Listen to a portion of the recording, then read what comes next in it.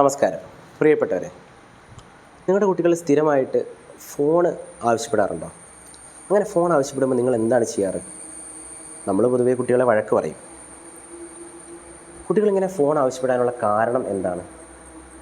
അതേപോലെ തന്നെ കുട്ടികളിൽ ഈ ഫോൺ യൂസ് ചെയ്യുന്നത് കൺട്രോൾ ചെയ്യാൻ എങ്ങനെ സാധിക്കും? ഇത്തരം ചോദ്യങ്ങളാണ് നമ്മുടെ മിക്ക മാതാപിതാക്കൾക്കും ഉള്ളത്. ഈ ചോദ്യത്തിനുള്ള ഉത്തരം എന്താണ്? ഈ ചോദ്യത്തിനുള്ള ഉത്തരം ഇതിൻ്റെ കാരണങ്ങളാണ്.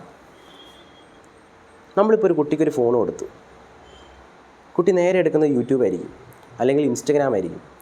ഇൻസ്റ്റഗ്രാമിലെ റീൽസ് കാണും, യൂട്യൂബിലെ കാർട്ടൂൺസ് കാണും. കാർട്ടൂൺസിനകത്തെ മെയിൻ ക്യാരക്ടർ ഒരാൾ കാത്തു ആണ്. കാത്തുവിൻ്റെ ആളാണിപ്പം മിക്ക മക്കളും. ഈ കാത്തു ക്യാരക്ടറിൻ്റെ അകത്ത്, കാർട്ടൂണിൻ്റെ അകത്ത് അതിൻ്റെ അകത്ത് സഡനായിട്ടുള്ള മൂവ്മെൻ്റാണ്. 10 സെക്കൻഡ് കൂടുമ്പം ഫ്ലാഷായിട്ട് മൂവ് ചെയ്യുന്ന ക്യാരക്ടേഴ്സാണ് ഈ കാർട്ടൂൻ്റെ അകത്തും അല്ലാണ്ട് ഉള്ള കാർട്ടൂൺസിനകത്തൊക്കെ ഉള്ളത്. ഇതൊക്കെ കുഞ്ഞുങ്ങൾ പെട്ടെന്ന് തന്നെ അഡാപ്റ്റ് ചെയ്യും.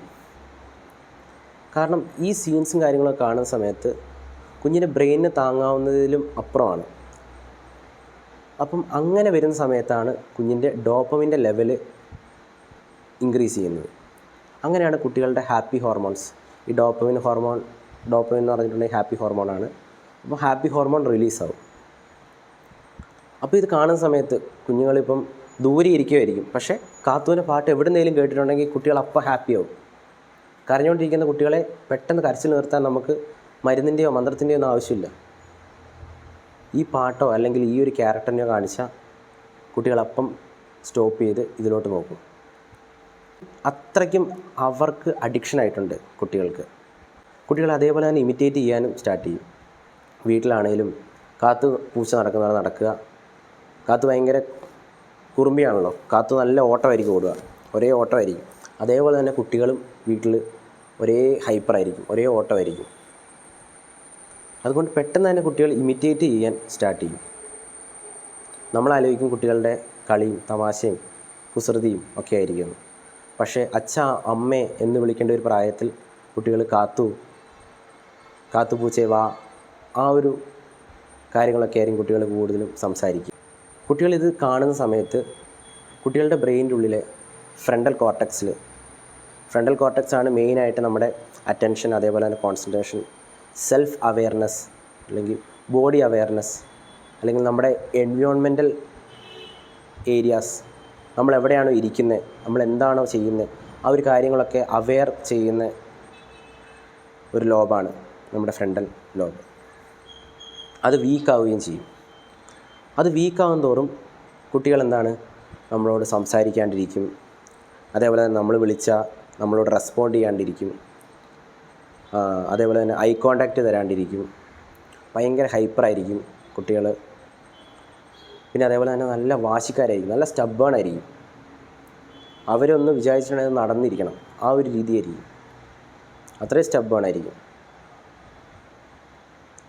ഇതൊക്കെ നമ്മളിപ്പം പറയുന്ന വിർച്വൽ ഓട്ടിസം, സോഷ്യൽ മീഡിയനകത്ത് ഇപ്പം കത്തി നിൽക്കുന്ന ഒരു ടോപ്പിക്കാണ് വിർച്വൽ ഓട്ടിസം. വിർച്വൽ ഓട്ടിസത്തിൻ്റെ അകത്ത് വരുന്ന ഓരോ ക്രൈറ്റീരിയസാണ് ഇതെല്ലാം. സ്ക്രീനിൻ്റെ അഡിക്ഷൻ മാറുന്തോറുമാണ് കുട്ടികൾക്ക് ഇതിലോട്ടൊക്കെ ഇമ്പ്രൂവ്മെൻറ്റ് വരാൻ തുടങ്ങുക. നമ്മളിപ്പോൾ നോക്കുമ്പോൾ കുട്ടികളിപ്പം ഭക്ഷണം കഴിക്കണമെങ്കിൽ വരെ സ്ക്രീനിൻ്റെ ആവശ്യമാണ്, അല്ലെങ്കിൽ ടി വിയോ മൊബൈലോ വേണം. നമ്മൾ മാതാപിതാക്കൾ എന്താ നോക്കുക, കുഞ്ഞ് 2 ഉരുള കഴിക്കുന്നതിന് പകരം അവൻ 3 ഉരുള കഴിച്ചോളും. 3 അല്ല, അവൻ 5 ഉരുള കഴിക്കും, അല്ലെങ്കിൽ അവൾ.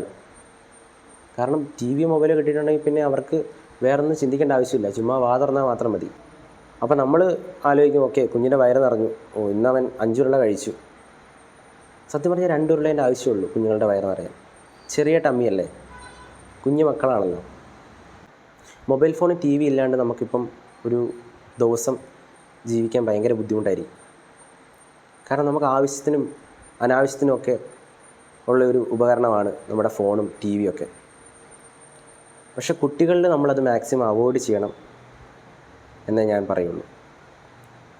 ശരിക്കും ഒരു മാസം തൊട്ട് 2 വയസ്സ് വരെയുള്ള കുട്ടികൾക്ക് സ്ക്രീനിങ് കാണിക്കാനേ പാടില്ല എന്നാണ്. 0 സ്ക്രീൻ ടൈമാണ്. 2 വയസ്സ് തൊട്ട് 5 വയസ്സ് വരെയുള്ള കുട്ടികൾക്ക് അരമണിക്കൂറോളം കാണിക്കുന്നതിന് കുഴപ്പമില്ല. പക്ഷേ അതും കാണിക്കാണ്ടിരിക്കുന്നതാണ് ഏറ്റവും ബെറ്റർ.